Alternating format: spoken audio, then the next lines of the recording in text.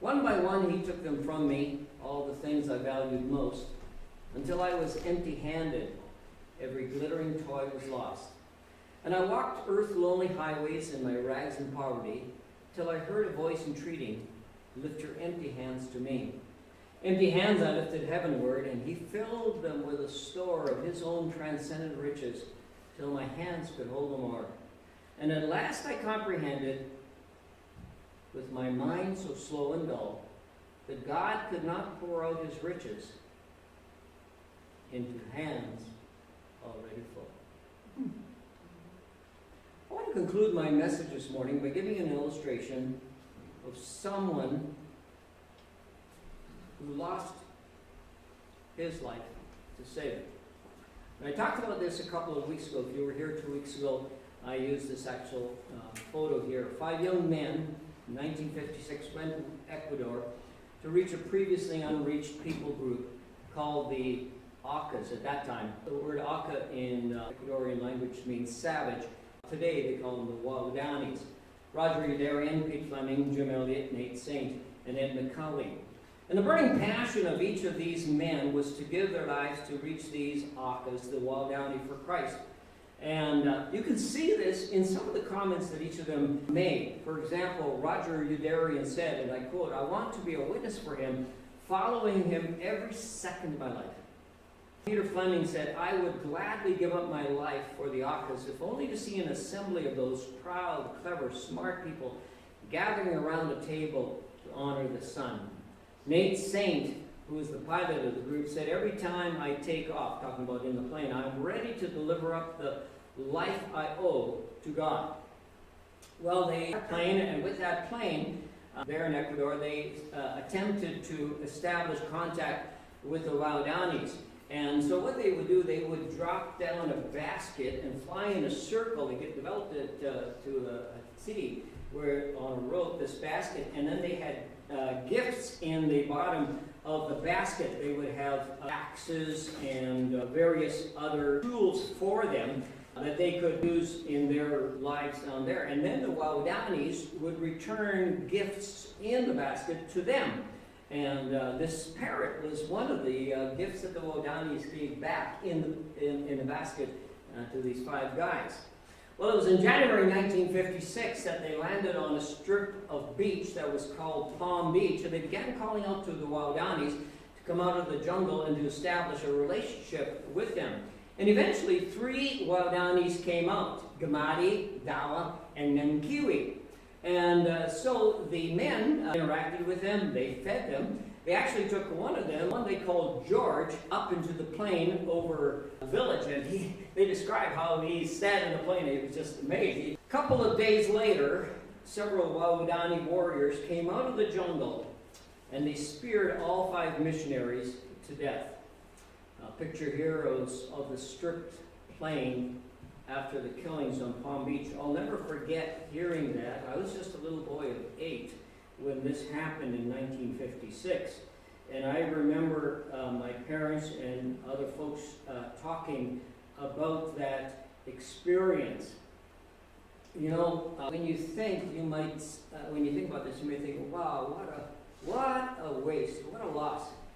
5 young men in the prime of their lives snuffed out by primitive tribesmen in an obscure corner of the road. How tragic is that?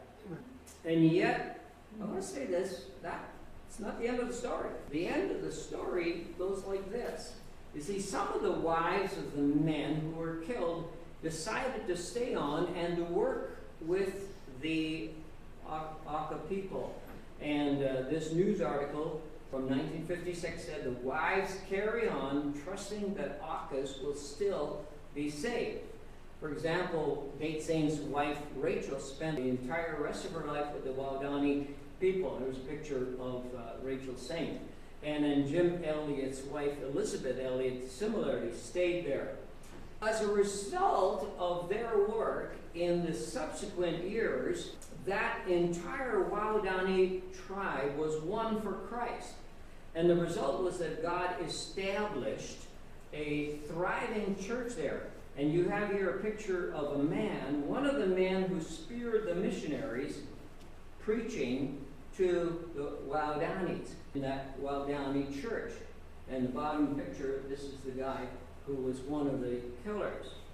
I told this story some years ago at a conference in Texas, and I was talking about how God used this tragic event to make an impact on the Waodanis and also on the whole world. So as I was speaking at this conference, and I was telling this story, and at the end of the service, one of the men in the conference came up to me and told me, he said that I was a roommate of Jim Elliot's at Wheaton College. And he said that when he heard of the death of Jim Elliot, they had a chapel service there at Wheaton College, and that happened. And they asked if others would go to the mission field to replace these missionaries. Many people, including himself, volunteered. And he told me, he said he'd just come home. This was 2010 when I was speaking there at that conference. He told me, he said he'd just come home from 40 years of missionary service, all because of the sacrifice of Jim Elliot's. Well, Jesus says in our text that when we follow him that way, we will be honored by God someday. Now notice what he says in verse 26, whoever serves me must follow me, and where I am, my servant will be also. So that sense of community and unity with God. And then notice the last statement, my Father will honor the one who serves me. I want to tell you how God honored these 5 men in their physical death. It's an amazing story. One of the wives of the missionary that was killed, Pete Fleming, Olive Fleming, went years later and interviewed Dawa, one of the women who was at the beach the day that the 5 men killed her husband. And she said that she had seen, quote unquote, foreigners dressed in white robes above the trees, singing like a choir after the killings. Kimo, who was sitting with Dawa, Rachel and their visitor, said he too had seen and heard the music. Now, they were there at Palm Beach when the killings happened. And when the killings, after they happened, they heard these quote unquote foreigners singing above the trees. That experience drew Dawa to God. And then one of the other Auca women, Dayuma, she became a Christian. She was the first convert to Christianity, told Dawa about Jesus. And Dawa said she didn't know what kind of music this was until she later heard records of Aunt Rachel's and became familiar with the sound of a choir. Well, back in 1990, Steve Saint, the son of Nate Saint, went to Ecuador, and he asked the members of the spearing party about what Dawa had told Olive Fleming about seeing these singers singing. And they said they all too had seen what looked like lights above the trees, and they too heard music they described as chanting. Now in the Auca language, in the Waodani language, they don't have a word for singing, and the word is chanting. And that's the word they use. And Saint said that in talking with 3 of the killers, Kimo, Minkei, and Duai, they confirmed Dawa's account and, quote, described what he saw was more like lights moving around and shining, a sky full of jungle beetles similar to fireflies with a light that is brighter and doesn't blink. Well, Steve Saint, later in the year 2000, took Christian singer Stephen Curtis Chapman with him. They went to the Aucas and they were taping the Aucas singing for a documentary they made. And I watched that documentary. It's absolutely an amazing documentary. In his book, The End of the Spear, Steve Saint tells an interesting story he had while they had been there. And let me read it for you. The day after wrapping up the filmed interviews with the Waodani, the film group and I were joined by 2 friends of ours, Kevin McCaffey and Steve Curtis Chapman. They had flown out to join us to do some filming for Steve's upcoming tour, which would feature the Auca Story. As Stephen and I were sitting in the cooking house talking, Kimo, one of the warriors I had just interviewed, was communicating with a member of the film team. He was telling him about the foreigners he had seen floating above the trees after killing my dad with the others. And then we heard orchestral music coming from the house behind us. we found out that he was a member of the film team who had just arrived and had brought with him a portable CD player, and he was playing the song that was going to be used on the soundtrack of this documentary. Then Chemo said to Steve, I heard that long ago. That's what I heard, just like that, when your father died. I saw the lights like stars, and that's what I heard. And he said the foreigners he heard were singing a melody, and what they heard was backed by orchestral music. He said, your father and the other foreigners who came here to give us God's carving, being speared and dying, that's what I heard. And then he added, when I heard that long ago, I didn't know what it was. I was afraid. Hearing it, I knew we had done a bad thing there. Now, no longer living angry and hating, I see it well that you have returning have brought this song back to us. Amen. This is the song that they played.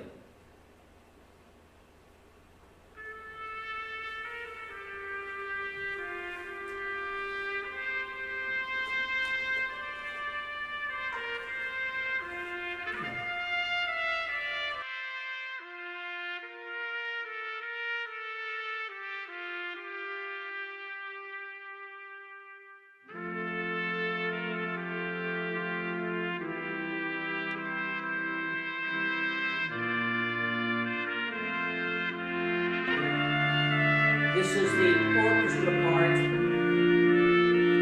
And what those men heard was singing of this song with words, like a choir. And what the goblin woman did as well. And Steve said,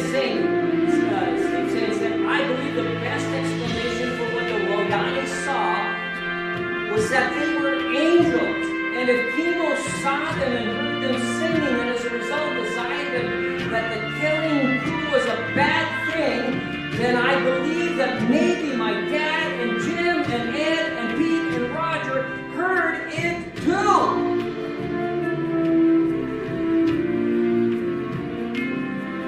If the spirits convinced Chemo that what he had done was bad, and when everything in his culture said that it was good, then I believe those 5 men could understand that same message to mean they were not dying in vain.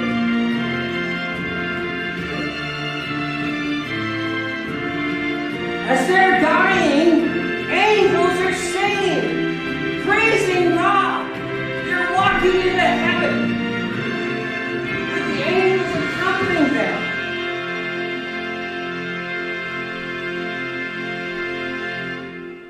Elliot said, he is no fool who gives what he cannot keep to gain what he cannot lose. Amen.